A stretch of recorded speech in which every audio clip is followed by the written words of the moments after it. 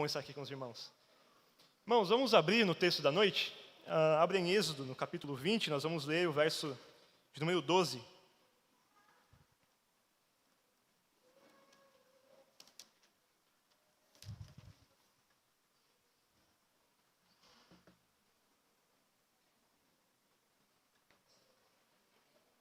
Êxodo, capítulo 20, e somente o verso de número 12.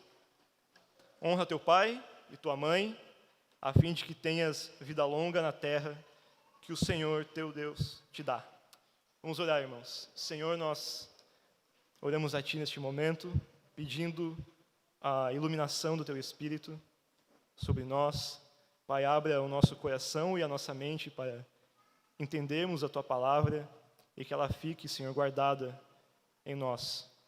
Senhor, eu não tenho opiniões para ajudar os meus irmãos, tudo que eu tenho é a Tua palavra, Pai, e é disso que nós precisamos. Por isso, ajuda-me na exposição da Tua verdade e ajuda meus irmãos também a entenderem, Pai, por favor. Em nome de Jesus, amém. Amém. Então, chegamos agora no 5º mandamento e a partir de agora nós vamos ter uma mudança de foco, digamos assim, nessa exposição dos mandamentos. Dos mandamentos de 1 até o 4, nós temos uma primeira divisão dos 10 mandamentos. E esses primeiros mandamentos que nós vimos, de 1 a 4, tratam acerca do nosso relacionamento com o nosso Deus. É o que nós chamamos de os mandamentos verticais, sobre a relação entre Deus e o seu povo. E a partir de agora, nós vamos passar a ver os mandamentos que chamamos de mandamentos horizontais, sobre nós e o nosso próximo, que é o que nós podemos resumir entre os primeiros mandamentos como amar a Deus de todo o nosso coração e essa segunda metade, amar o nosso próximo como a nós mesmos. E existem 2 termos, irmãos, que vale a pena que nós conheçamos, que surgiram na tradição da igreja, que são os termos mandamentos da primeira tábua e mandamentos da segunda tábua. Quando você lê o texto de Moisés descendo o monte com as 2 tábuas da lei, a melhor interpretação ali é que nas 2 tábuas você tinha os 10 mandamentos. Eram 2 cópias dos mesmos mandamentos. Mas, tradicionalmente, a igreja dividiu entre 2 tábuas, e tratando a primeira tábua do nosso relacionamento com Deus e a segunda tábua do nosso relacionamento com o próximo. Então, se um dia você ouvir alguém falando sobre mandamentos da primeira ou da segunda tábua, fique ciente de que este termo ficou assim conhecido na tradição da igreja. E a ideia, irmãos, principalmente das tábuas ali que nós vimos as cópias, é como se uma cópia pertencesse ao Senhor, como uma parte do pacto, e a outra tábua pertencesse a seu povo. Como se fossem 2 cópias de um mesmo contrato. Quando você assina um contrato com alguém, uma cópia é sua, e a outra fica com quem você firmou. Portanto, irmãos, vamos começar hoje a segunda tábua dos mandamentos, e aqui com o 5º mandamento, e eu quero, já no começo, me dirigir às crianças. Crianças, este mandamento aqui é importante para todos nós. Crianças ou adultos, esse mandamento importa para todos nós. Mas, para vocês, tem uma aplicação muito especial, pois vocês ainda são pequenos, estão aprendendo com seus pais como se comportar, como tratar os mais velhos. E é importante que vocês saibam que, mesmo vocês sendo pequenos, vocês têm uma parte na aliança. Deus exige algo também das crianças na sua aliança, que é honrar o pai e a mãe. E para ilustrar este mandamento para você, eu peço que você faça aí um desenho de você já crescido, já na fase adulta da sua vida, os seus pais já um pouco mais velhos, não precisa ter cabelo branco, o pai de vocês, os pais são jovens, não precisa ter cabelo branco ainda, mas tente desenhá-los já um pouco mais velhos. E neste desenho, tanto você quanto os seus pais estão felizes. E a sua felicidade nesse desenho representa as bênçãos que o Senhor promete àqueles que guardam este mandamento. E a alegria dos seus pais está demonstrada ali, ao ver que você cresceu, seguiu a sua vida, mas que você não se esqueceu da lei do Senhor. Eu tenho certeza que os pais de vocês oram e pedem ao Senhor para que vocês cresçam, sendo fiéis a Deus. Portanto, desenhe aí, você já maior, seus pais já um pouco mais velhos, e vocês felizes por estarem em uma aliança com Deus. E, irmãos, este mandamento, este quinto mandamento, tal como o primeiro mandamento é a base para a primeira tábua, de igual modo, o quinto mandamento se torna também a base para a segunda tábua dos mandamentos. A nossa relação com os nossos pais, irmãos, é provavelmente a primeira que temos, é deles que aprendemos, e os nossos outros relacionamentos são moldados pela relação que temos com os nossos pais. Quando você conhece alguém, uma pessoa que é gentil, que é atenciosa, que procura fazer as coisas da forma correta, você provavelmente pode atribuir aos pais dela esse comportamento. Certamente eles têm uma importância em elas terem crescido como pessoas boas. É claro que existem exceções, pessoas boas que tiveram uma criação ruim, ou pessoas ruins que tiveram uma criação boa, mas nós não vamos aqui tratar a exceção como regra, pois o próprio Deus decidiu que assim fosse, que os filhos crescessem e fossem educados pelos seus pais. Irmãos, nosso Deus atribuiu um grande valor a essa relação de pais e filhos. Essa relação onde os pais são aqueles que ensinam e os filhos aqueles que ouvem seus pais e aprendem, é crucial, irmãos, é importante, é fundamental para uma família que deseja ser fiel ao Senhor. Se você ler, por exemplo, Deuteronômio capítulo 6, Moisés falando acerca da lei do Senhor, ele diz: ensine-as com persistência a seus filhos, converse sobre elas quando estiver sentado em casa, quando estiver andando pelo caminho, quando se deitar, quando se levantar. E quando os filhos perguntassem ao Senhor o que significam esses preceitos, decretos e ordenanças que o Senhor, o nosso Deus, ordenou a vocês, os pais deveriam ensinar algumas coisas aos seus filhos. Deveriam ensinar que Deus os livrou da escravidão do Egito. Deveriam ensinar também sobre os milagres que o povo presenciou, que o Senhor fez em favor do seu povo. E também que a lei foi dada para ser obedecida.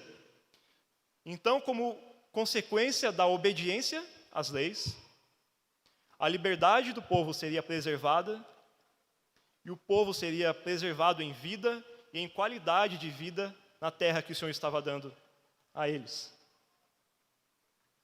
Ou seja, o futuro da nação de Israel iria depender da obediência dos filhos ao que os pais ensinavam mediante a palavra de Deus. E eu quero que você repare, irmãos, que os pais são as primeiras autoridades que nós temos. E, sem dúvida, a mais importante. Mas não são os únicos. Este mandamento, ele se estende para além dos pais, para as outras autoridades que teremos ao longo de toda a vida. Pois este aqui não é um mandamento para crianças. Por vezes é assim que nós lemos este mandamento, como se fosse um mandamento de criança pequena. Quando, na verdade, este mandamento, irmãos, é o mandamento do inferior. Essa é a palavra que nós podemos usar para isso. O mandamento do inferior. Obviamente que não é um inferior como alguém que tem menos valor. Mas é o inferior que está abaixo, que está sob a autoridade de alguém. E é por isso que esse mandamento também dura uma vida inteira. Primeiro, porque você tem uma exigência do Senhor para com seus pais durante toda a sua vida. E também porque sempre haverá uma situação onde você será o inferior da história. Sempre haverá uma situação onde você estará debaixo da autoridade de alguém. Inclusive, a palavra inferior é usada nos catecismos reformados. Catecismo Maior de Westminster, que nós subscrevemos, diz na pergunta 124, o que significam as palavras pai e mãe no quinto mandamento? Resposta: as palavras pai e mãe no quinto mandamento abrangem não somente os próprios pais, mas também todos os superiores em idade e dons, especialmente todos aqueles que, pela ordenação de Deus, estão colocados sobre nós em autoridade, quer na família, quer na igreja, quer no Estado. Portanto, irmãos, eu quero expor aqui 3 pontos acerca deste mandamento. Em primeiro lugar, seguindo a linguagem natural do texto, nós vamos falar sobre a honra aos pais, honrando pai e mãe. E eu pergunto a você, o quanto você pensa acerca da profundidade deste mandamento? O quanto você reflete sobre a forma correta de tratar os seus pais? Ou melhor, qual foi a última vez que você falou com seus pais, pensando se esta é a forma correta que Deus exige que você os trate? Repare que este mandamento não começa com a palavra não, como os mandamentos de não matarás, não roubarás. Este mandamento exige algo de nós, não é um mandamento que cumprimos de forma passiva. Ou seja, o fato de você não pecar intencionalmente contra seus pais não faz de você alguém que guarda este mandamento necessariamente. É claro que a honra aos pais começa quando você não se rebela contra eles, quando você os obedece e os trata com toda a reverência que é devida. Isso é óbvio, mas, aliás, inclusive, para nós vermos como é importante guardar este mandamento e como é importante a obediência aos pais e ouvir o que eles dizem, veja o que Moisés diz ao povo em Deuteronômio capítulo 21. Se um homem tiver um filho obstinado e rebelde, que não obedece a seu pai nem a sua mãe, não os escuta quando disciplinam, o pai e a mãe o levarão aos líderes da comunidade à porta da cidade e dirão aos líderes: este nosso filho é obstinado e rebelde, não nos obedece, é devasso e vive bêbado. E veja o que aconteceria com os filhos desobedientes da antiga aliança. Então todos os homens da cidade o apedrejarão até a morte. Eliminem o mal do meio de vocês, todo Israel saberá disso e temerá. Irmãos, o fato de que hoje nós não morremos como uma consequência direta da nossa desobediência aos nossos pais, não significa que Deus está menos irado hoje com aqueles que quebram este mandamento. Todos os princípios morais que o Senhor determinou na sua palavra continuam até os dias de hoje e foram passados à igreja para que ela os aplique. E, se necessário, que a igreja use disciplina sobre os filhos que quebram este mandamento. Portanto, irmãos, o que significa honrar os pais? O que devemos fazer para honrar nossos pais? O sentido básico aqui de honra, irmãos, é o sentido de peso ou de glória atribuído ao nosso relacionamento com os pais, demonstrando assim a importância da autoridade dos pais sobre os filhos. Isso vai muito além de obedecê-los. É ter para com os nossos pais uma grande reverência em relação a eles. E essa reverência, irmãos, que os filhos devem aos seus pais não é uma resposta a boas atitudes que os pais fazem. Não é uma resposta quando os pais acertam. Os pais são dignos de honra por parte dos seus filhos e dignos de reverência simplesmente pelo fato de receberem do Senhor este ofício como pais e serem constituídos pelo próprio Deus como autoridade sobre os filhos. Portanto, não é uma reverência no sentido funcional, uma resposta que os filhos dão aos acertos que os pais fazem.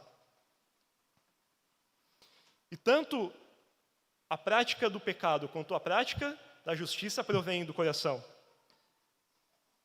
Ou seja, a honra e a reverência aos pais deve começar no coração dos filhos, em se submeterem de bom coração à disciplina e às instruções de seus pais. Não, ter reverência com os pais é ouvi-los atentamente enquanto eles falam. Lembre-se o tempo inteiro do conceito de peso ou de glória nessa relação. Quando os seus pais falam com você, não é qualquer pessoa que está falando. Existe um peso diferente ali.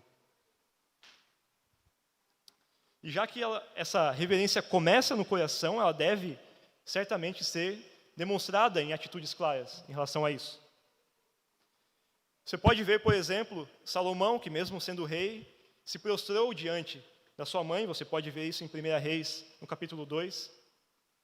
Ou Raquel, quando se dirigiu ao seu pai chamando de meu senhor, em Gênesis capítulo 31. E hoje nós sabemos que nós não somos tão formais, né? A nossa forma de demonstrar respeito não é tão formal quanto nesse tempo. Mas nós temos, irmãos, a forma correta de demonstrar reverência para com os pais. Deixando que eles falem primeiro, respondendo com todo respeito e paciência, e usando de todas as boas maneiras que você pode usar para com seus pais. Irmãos, usar boas maneiras nos servem como freios na nossa consciência. Quando você se dedica a usar de boas maneiras com alguém, a sua consciência é freada para que você pare um pouco de pensar tanto acerca de você e dos seus direitos e passe a considerar os direitos daquele que está falando. E neste caso, são os direitos dos nossos pais, das nossas autoridades. Honrar os pais, irmãos, também implica em amá-los, por mais que não tenhamos nenhum texto que nos diga assim diretamente, ame o seu pai e a sua mãe. Mas já que a segunda tábua trata do nosso amor para com o próximo, nós devemos também amar os nossos próximos quando são nossos pais. E o amor paterno, irmãos, dos pais pelos seus filhos é, sem dúvidas, um fenômeno universal que acontece. Os filhos carregam o sangue de seus pais, são o seu futuro e honra dos pais para o futuro. Os pais estão dispostos a enfrentar problemas pelos seus filhos, estão dispostos a enfrentarem privações e dificuldades, tudo para ver os seus filhos bem. E quando nós somos pequenos, estamos crescendo, nós olhamos como nossos pais nos criam e nós não temos ainda consciência dos sacrifícios que eles fazem para que nós tenhamos um bem-estar e uma qualidade de vida. Nós não entendemos isso quando somos pequenos. Até o dia que crescemos, conhecemos a realidade da vida, e aí nós começamos a entender tudo que nossos pais fizeram por nós. E é por isso que nós podemos dizer que os pais fazem de tudo pelos filhos.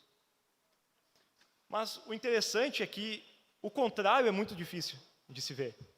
Se por um lado os pais fazem de tudo por seus filhos, é muito difícil ver filhos fazendo de tudo pelos seus pais. E é aqui, neste contexto, irmãos, que nós precisamos seriamente considerar o amor pelos pais. Não é um amor em termos afetivos, em termos de demonstrar carinho para com seus pais, mas envolve também um amor sacrificial em se doar em favor dos seus pais, em considerar aquilo que eles fizeram por você, aquilo que significaram e significam ainda na sua vida. E qual é a implicação, irmãos, de você amar os seus pais? O que isso implica?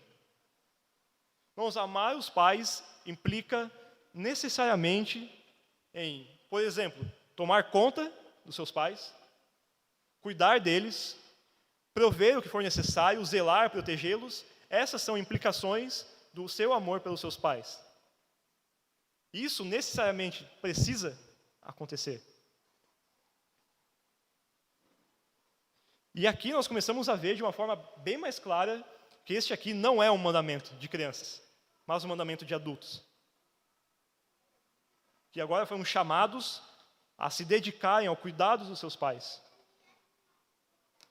Bom, certa vez eu estava conversando com um irmão muito querido de uma cidade aqui próxima. Eu estava em sua casa, ele morava com os pais ainda, e ele comentou comigo que estava construindo uma nova casa em outra cidade, uma casa um pouco maior. E aí eu pensei que fosse por causa dos filhos. E aí ele me respondeu que sim, era por causa dos filhos também, mas porque ele queria cuidar dos seus pais quando a velhice dele chegasse. E ali foi provavelmente a primeira vez que eu refleti seriamente sobre isso. Onde eu refleti sobre qual é o lugar que os meus pais ocupam nos meus planos futuros. Você já pensou nisso alguma vez? Já parou para pensar? Quando você faz planos para o seu futuro, você vê ali talvez sua esposa, você vê marido, você vê filhos nos seus planos, mas onde estão os seus pais, irmãos, nesses planos futuros? Alguma vez você já teve a consciência de que um dia chegará o tempo em que, como um dia você foi cuidado por eles, talvez serão eles que precisarão dos seus cuidados?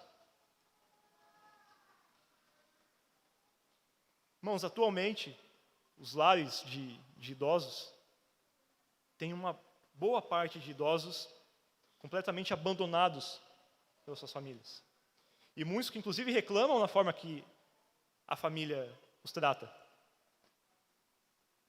E a minha pergunta é, irmãos, por acaso, quando o vigor dos nossos pais vai embora, por acaso a dignidade deles vai junto com o vigor de vida? Essa é uma pergunta para nós. Conforme os cabelos brancos vêm, a honra se vai, é isso que acontece. Enquanto nós crescemos e eles envelhecem, o nosso respeito, nossa consideração pelos pais diminuem em vez de aumentarem, irmãos. Há essas pessoas que já se dedicaram ao cuidado dos seus filhos, se dedicaram ao trabalho, talvez até cuidar de netos. Quando a velhice chega, o respeito que os familiares deveriam ter, muito maior do que antes, agora diminui. É isso que deveria acontecer, irmãos. Houve uma tragédia uma vez na França, de um calor intenso, onde vários idosos morreram abandonados em casa, onde os filhos, os familiares não interromperam suas férias para ver como é que os pais estavam. Alguns idosos abandonados, inclusive, chegam a dizer às vezes: um dia eu já fui alguém. Tamanha a tristeza deles, irmãos, em ver como eles chegaram em sua velhice e como a família tem os tratado. E você vê também algum prazo de validade para cumprir este mandamento na sua vida, conforme você vai crescendo? Existe uma validade para isso, um tempo em que você para de cumprir e observar este mandamento? Quão absurdo, irmão, seria nós pensarmos que as pessoas que cuidaram de você por 18, 20 ou 20 e poucos anos envelheceram e agora você adquiriu o direito de tratá-los com indiferença. Quão absurdo seria nós pensarmos isso? E diante deste mandamento, você não tem desculpas para se isentar da sua responsabilidade. Nem mesmo boas intenções ou pseudo-motivos religiosos para se isentar do cuidado dos seus pais.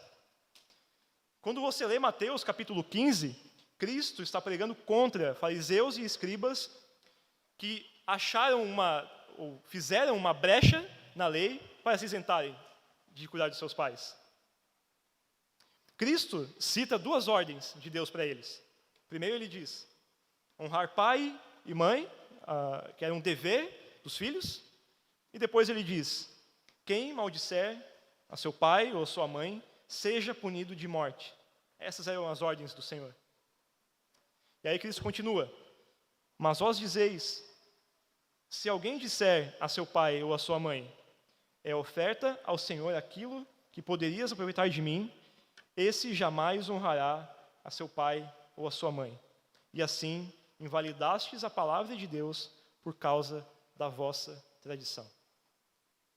Esses homens estavam ofertando os seus bens para se isentarem de cuidar dos seus pais. E será que quando esse tempo chegar, você também vai fazer o mesmo que eles? Se esconder atrás de boas intenções para não ter que cuidá-los?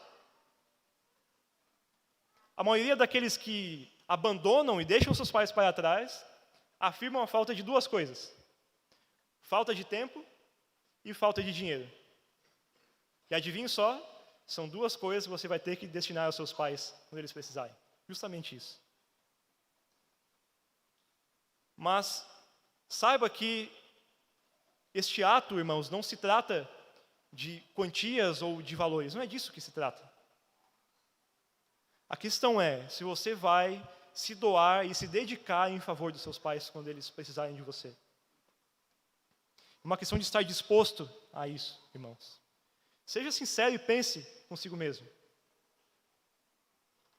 Quando seus pais tiverem que ser cuidados por você, você irá olhar para eles como um fardo, algo pesado que você carrega, um problema que você carrega?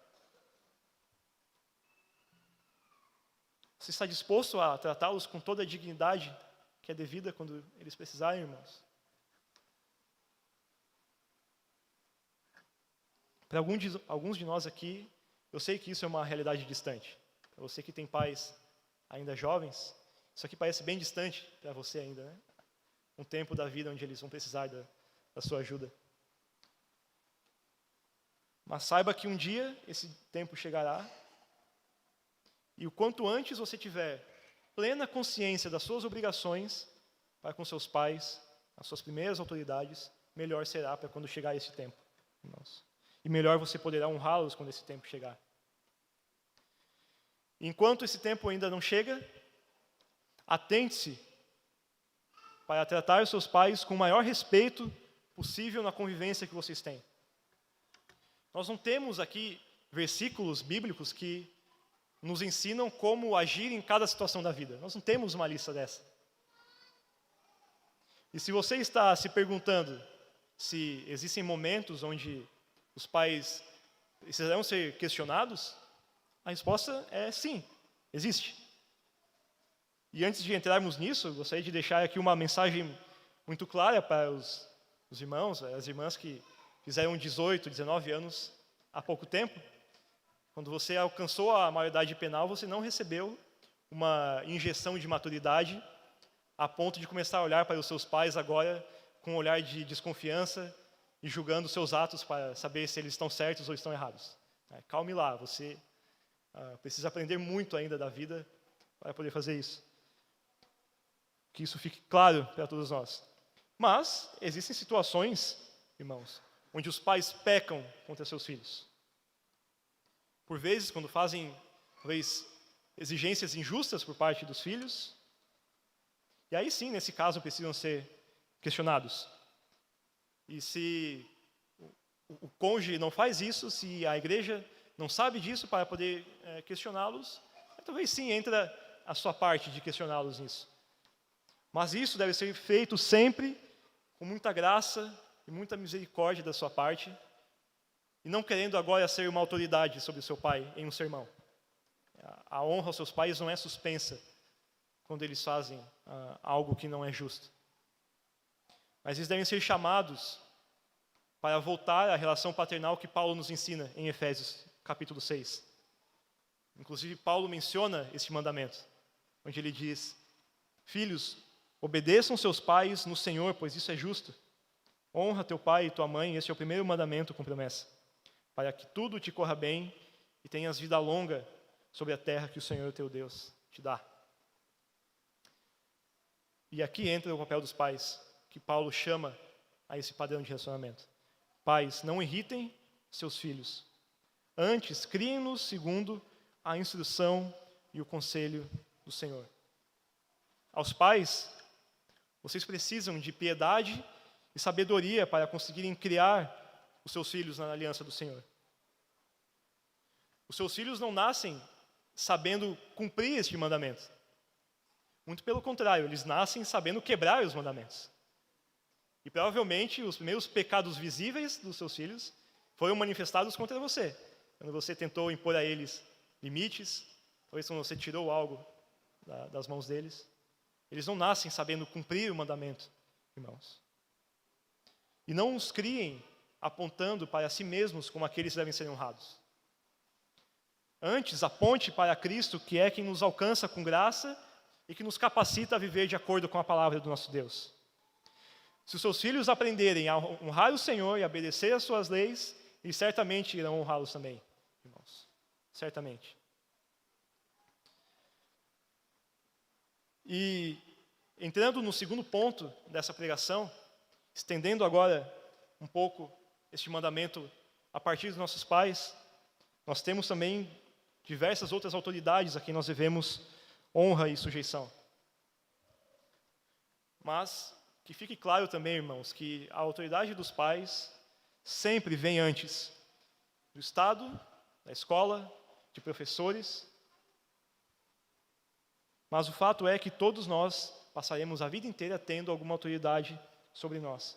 E quando nós começamos a olhar o sentido um pouco mais amplo do que a Bíblia fala acerca de paternidade, existem muitos pais aos quais nós devemos honra e obediência. Neste ponto sobre as demais autoridades, eu vou focar um pouco mais nas autoridades governamentais, que são mais comuns aqui a nós, mas isso se aplica também a outros. Então, quando nós olhamos o sentido de pais, ou de paternidade no Antigo Testamento, você vê que, por vezes, os pais eram os chefes das tribos. Você vê isso em Gênesis capítulo 10.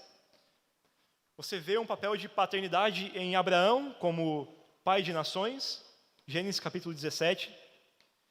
E se você ler tanto Êxodo capítulo 12 quanto Deuteronômio capítulo 5, você vê que não há uma distinção muito grande entre as autoridades da sociedade e os chefes das famílias.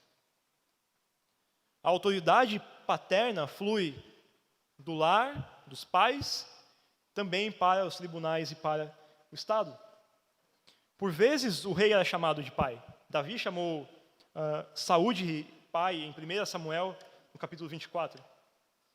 E inclusive a palavra mãe aparece para as autoridades no Antigo Testamento. Se você lê Juízes capítulo 5, você tem ali Débora, a juíza de Israel.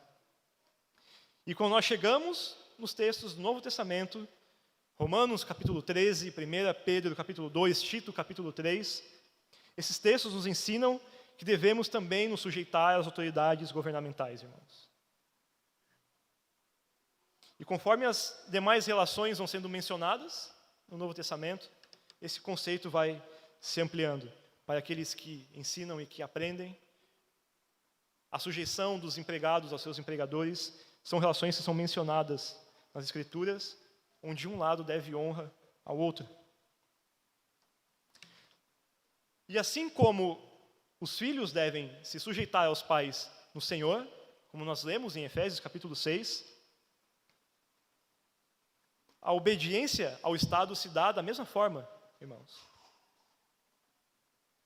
Toda a nossa relação com as demais autoridades passa necessariamente para a nossa relação com o nosso Deus.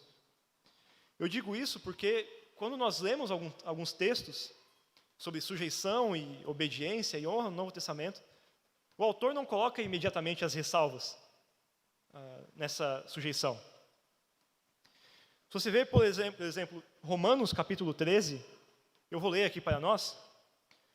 Todos devem se sujeitar às autoridades governamentais, pois não há autoridade que não venha de Deus.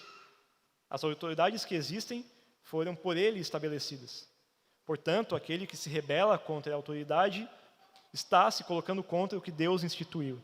E aqueles que assim procedem trazem condenação sobre si mesmos.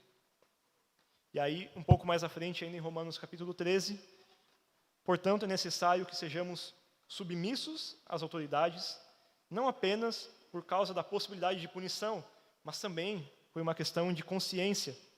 É por isso também que vocês pagam impostos, pois as autoridades estão a serviço de Deus, sempre dedicadas a esse trabalho. E aí nós lemos em Romanos capítulo 13 essas palavras sobre sujeição ao governo, sobre o papel que o governo exerce, sobre por que nós pagamos nossos impostos.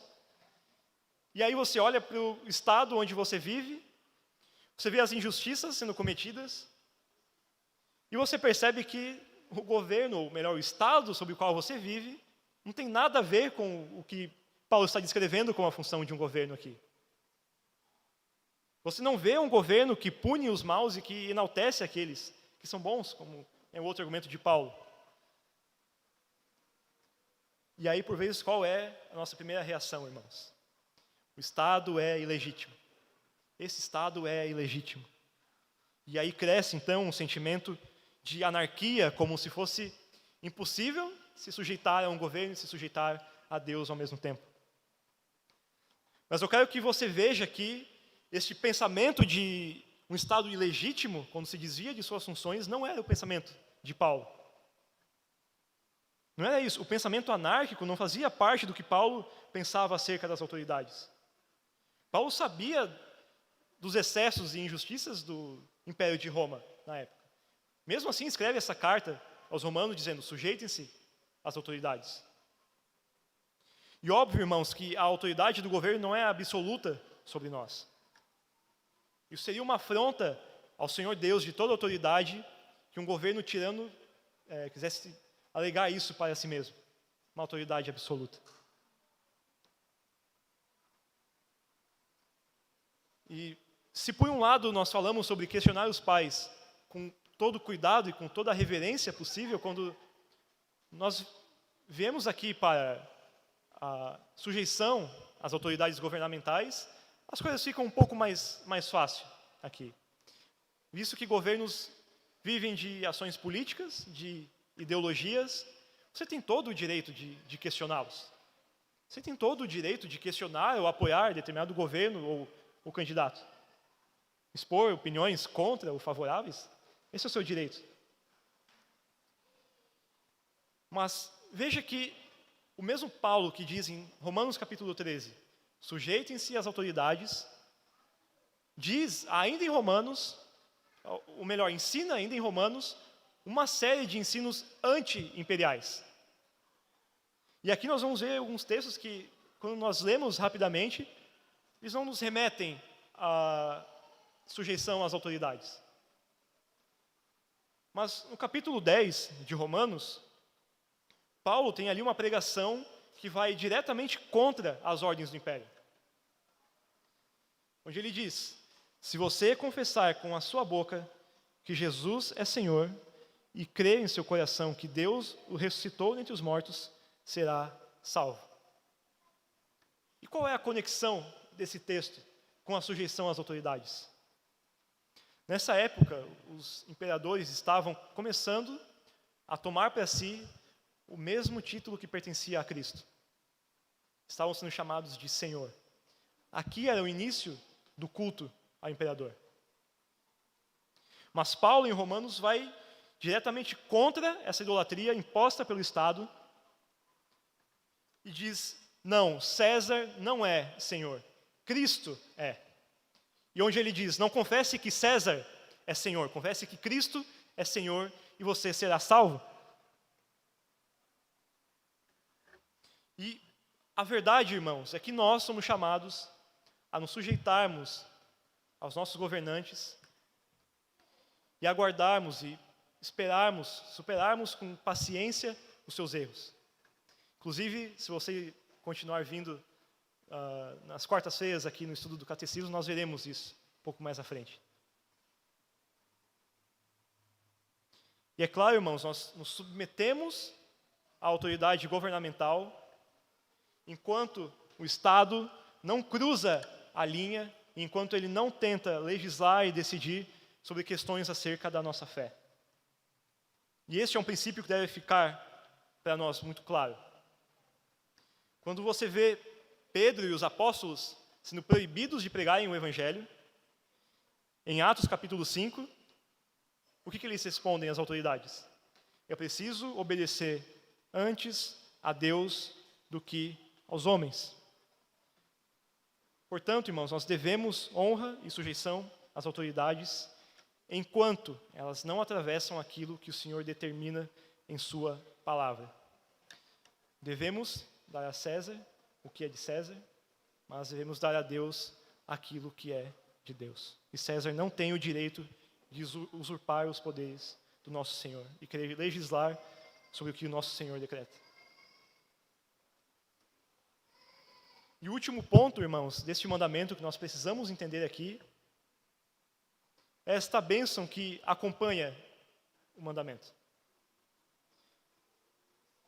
Pois a promessa é para que tenhas vida longa na terra, Êxodo capítulo 20, e Deuteronômio capítulo 5 completa essa promessa e diz: para que tudo te vá bem na terra que o Senhor teu Deus te dá. E existem, irmãos, alguns erros que nós precisamos evitar aqui quando nós olhamos para essa promessa. Geralmente muitas perguntas são feitas, né? Se eu obedecer os meus pais, então eu viverei muito? Se eu não obedecer, eu viverei pouco? Bom, para o povo de Israel isso é uma verdade. Como nós lemos em Deuteronômio, os filhos desobedientes teriam uma vida curta. Mas nós precisamos, irmãos, evitar aqui os erros de, primeiro, tornar essa promessa absoluta, mas nós também não podemos desprezar que essa promessa existe. Nós sabemos que, por vezes, filhos obedientes partem cedo. Sabemos também que filhos ímpios vivem por muito tempo. Inclusive, este é um questionamento de Jó. Se você ver no capítulo 21, Jó questiona o Senhor justamente sobre isso. Por que os ímpios vivem tanto e têm seus filhos estabelecidos? Esse é o questionamento que Jó faz ao Senhor. Mas nós temos que entender, irmãos, que, em primeiro lugar, nosso tempo de vida está sujeito à determinação do nosso Deus. Nós estamos debaixo dos decretos do Senhor, dos seus propósitos, e é isso que irá determinar quanto tempo nós iremos passar aqui nessa vida. E precisamos também ter a certeza e não duvidar de que o Senhor é fiel em suas promessas. E se Ele nos prometeu bênçãos quando cumprimos este mandamento, Ele certamente nos dará. Talvez você nunca vai conseguir identificar exatamente as bênçãos que vieram a você por causa do cumprimento deste mandamento. Mas o Senhor nos promete isso. Também precisamos entender aqui que as bênçãos que nos vêm não são para a posterioridade, mas também para os dias de hoje. Os filhos que ouvirem com atenção ao ensino dos seus pais serão certamente poupados de muitos sofrimentos nessa vida, irmãos.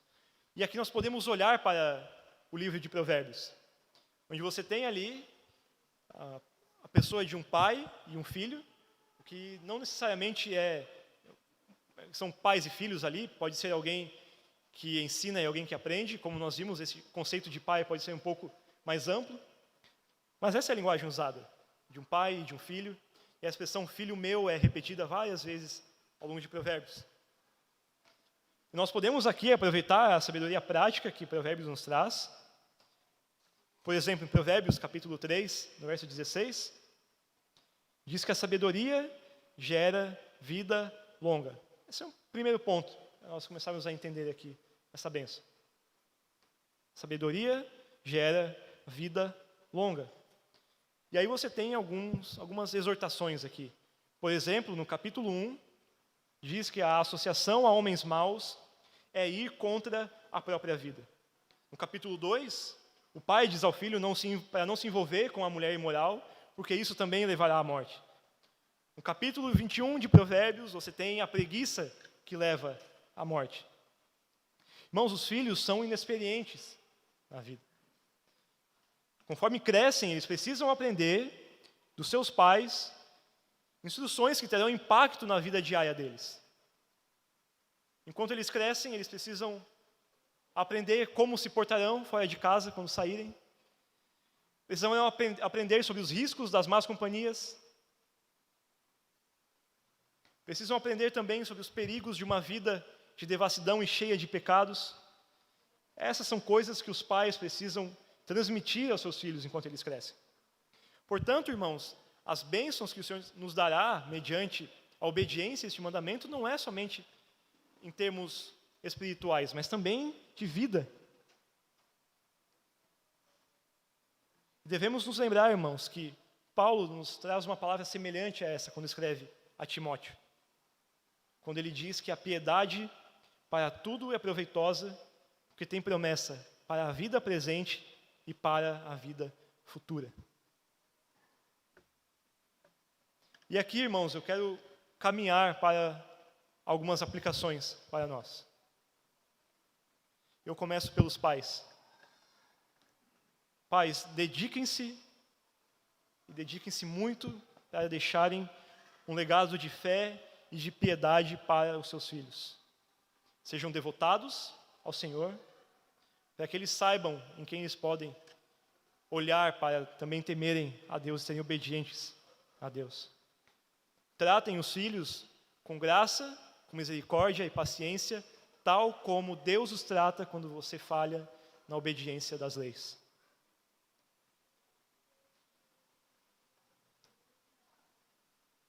Aos filhos, que não se esqueçam deste mandamento no dia a dia.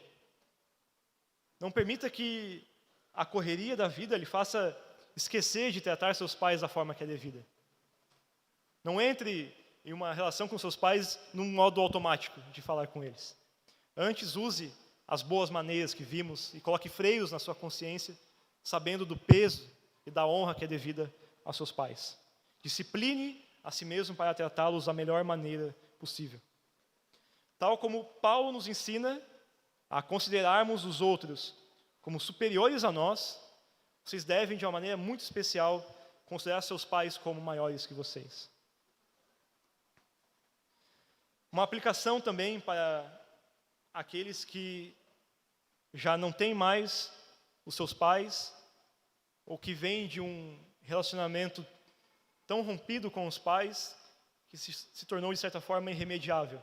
Sei que, enquanto eu falei aqui sobre a honra que é devida aos pais, se você está nessa situação, você ficou se perguntando como é que você deveria proceder, se os seus pais já não estão mais vivos, ou se você já não tem mais um relacionamento com os seus pais, de tal forma que é até impossível que você os honre, talvez não só da sua parte, mas também dos seus pais.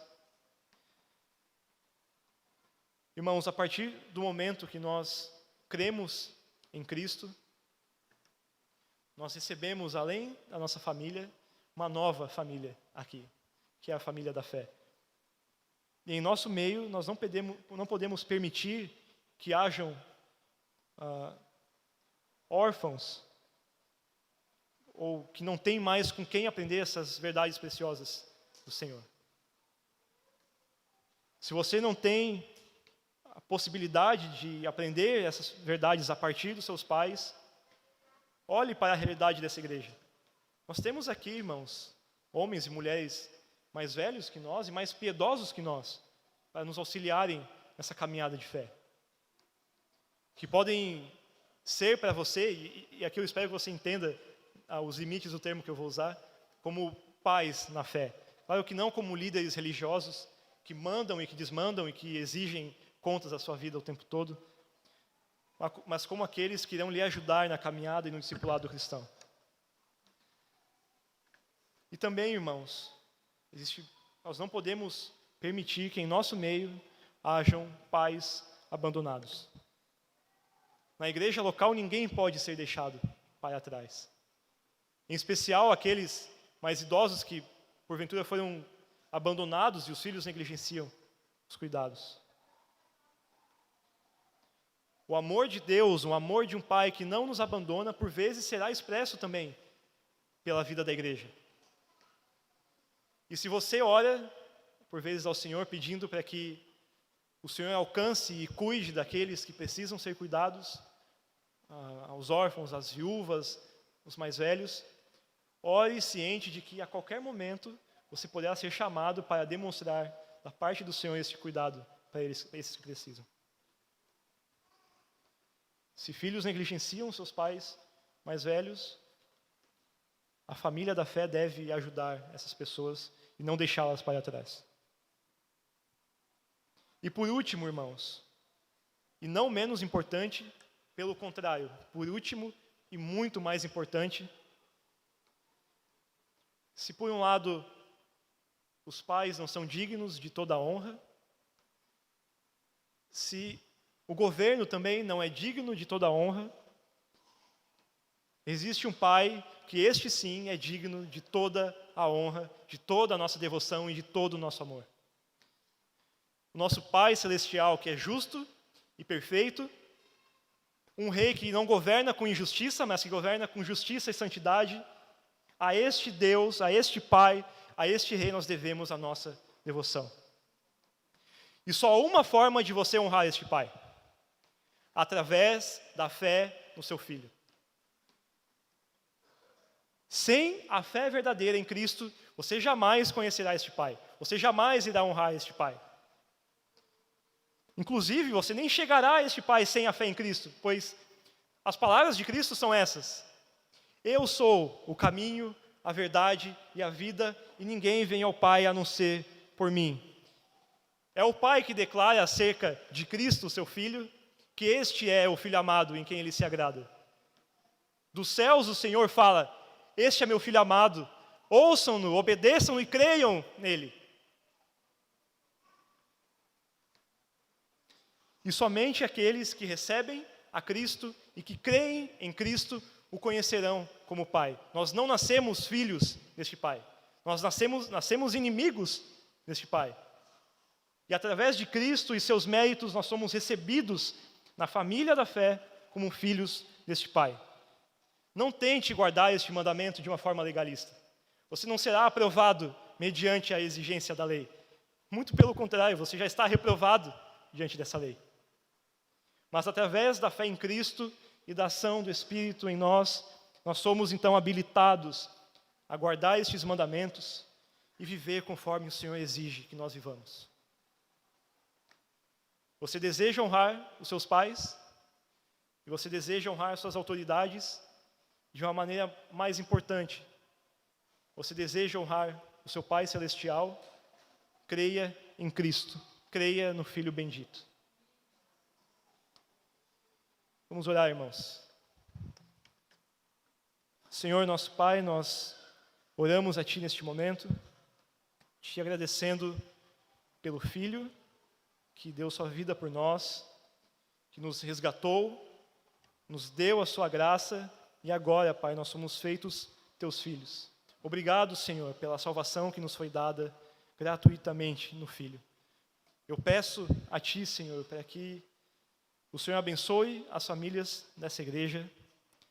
Alcança, ó Deus, o coração dos pais, para que eles olhem para a Tua palavra e saibam como criar os seus filhos. Alcança, ó Deus, o coração dos filhos, para que considerem a honra dos pais, a honra que é devida. E ajuda-nos, Pai, ajuda-nos a todos nós a Te honrarmos como um Deus de autoridade infinita e suprema. Por favor, Senhor, nós oramos e Te agradecemos, em nome de Cristo. Amém e amém.